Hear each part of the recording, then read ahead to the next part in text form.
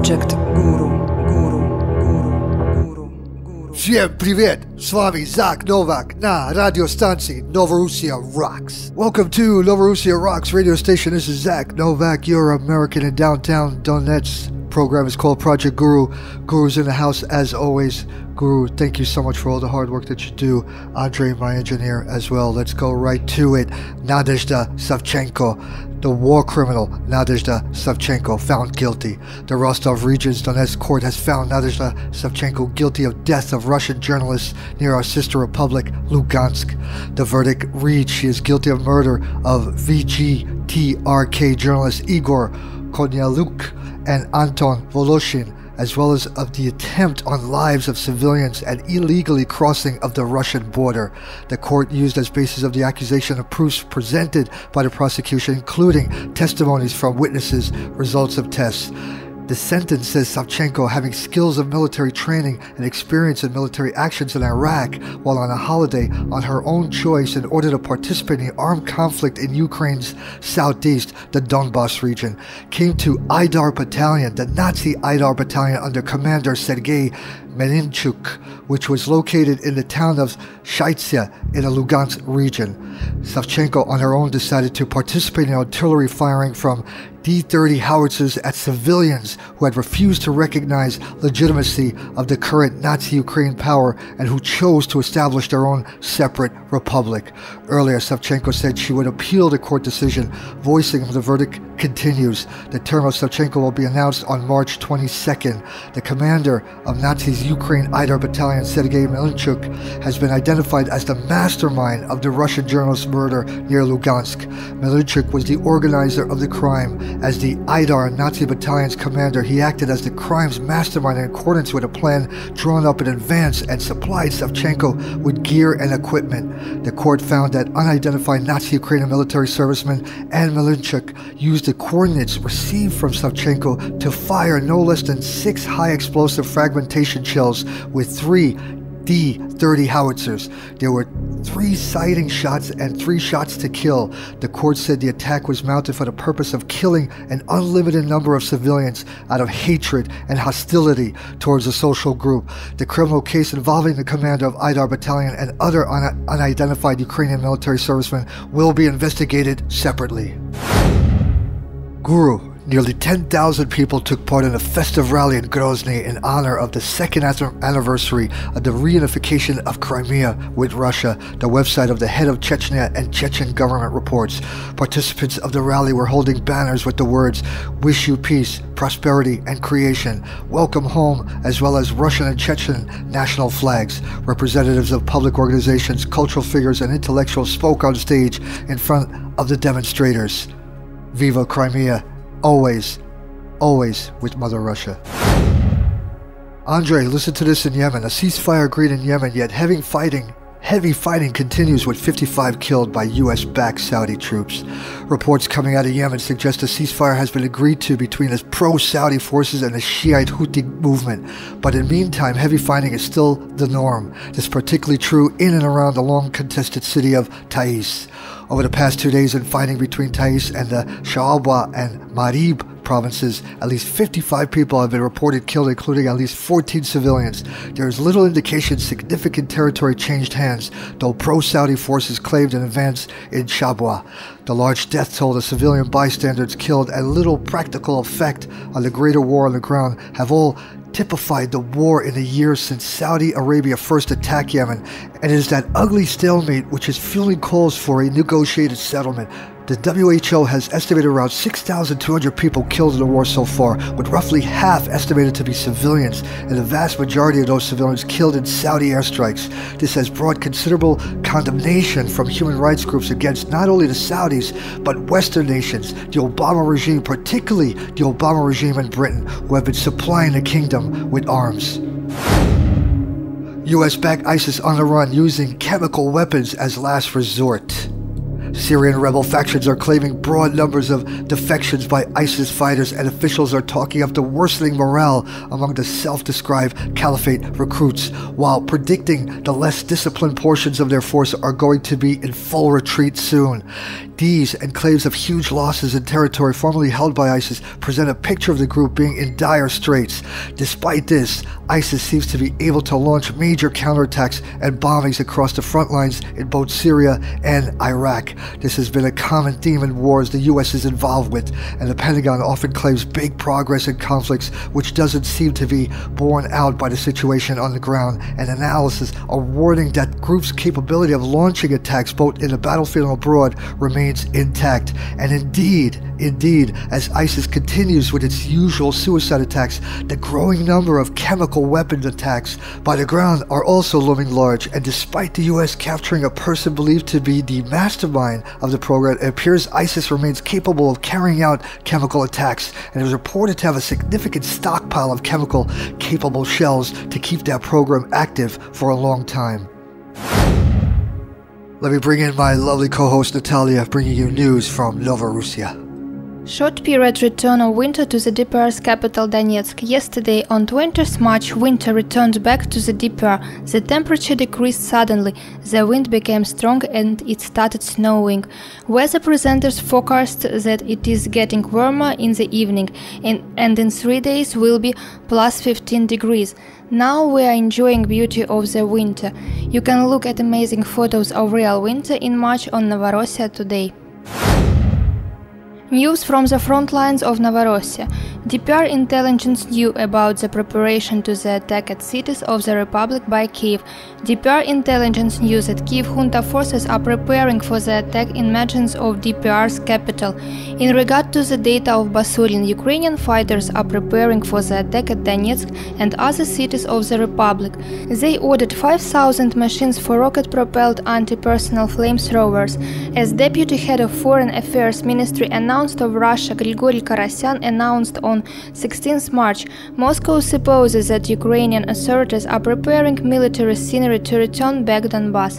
Ukrainian nationalistic fighters shelled the village Spartak in the suburb of Donetsk. Subdivisions of Ukrainian armed forces carried out 3 hours mortar shelling at the village Spartak and airport territory.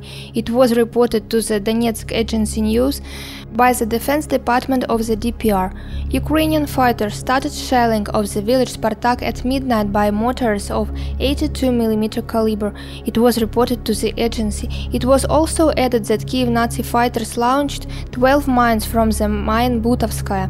Local dwellers of the village reported that the shelling started at 8 p.m. and lasted the entire night with the use of different types of armament.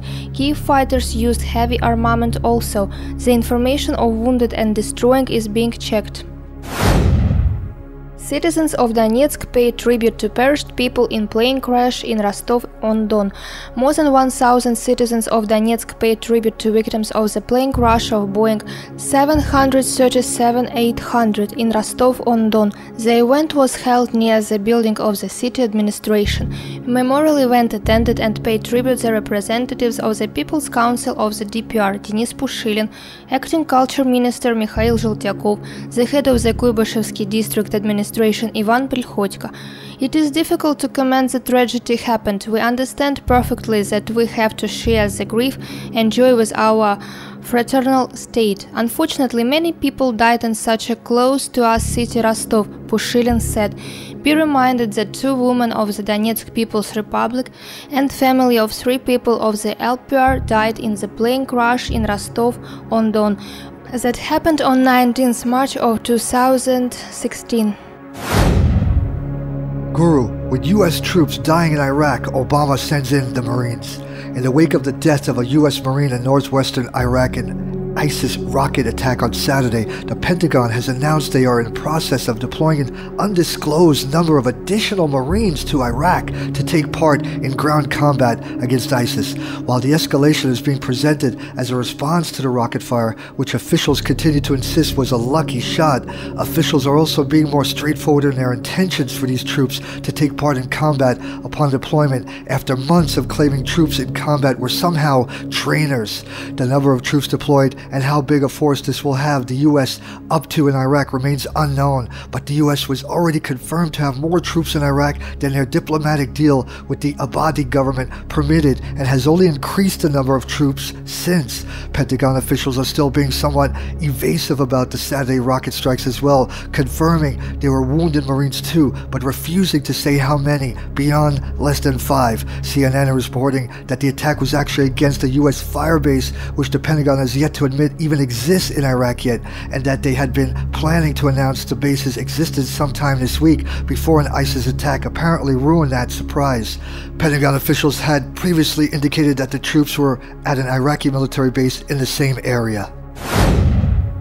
Guru, almost on the same point. 13 years in Iraq, U.S. troops still dying. On March 19, 2003, U.S. troops invaded Iraq, setting the stage for almost 9 years of military occupation. But even though the U.S. nominally withdrew from Iraq in 2011, it wasn't long before the Obama Nazi administration was sending troops back in for a whole additional war. The new ISIS war in Iraq centers largely on fighting the same insurgency as the last war, which raises questions about whether it's fair to call this a distinct war or simply a continuation of resistance against the U.S.-installed government and U.S. troops themselves. Indeed, the weekend anniversary arrived with news of a U.S. Marine killed in rocket fire from ISIS force against a military base, and additional U.S. troops were reported wounded in the incident, reminding everyone that 13 years in, U.S. troops are still not just on the ground in Iraq, but in harm's way.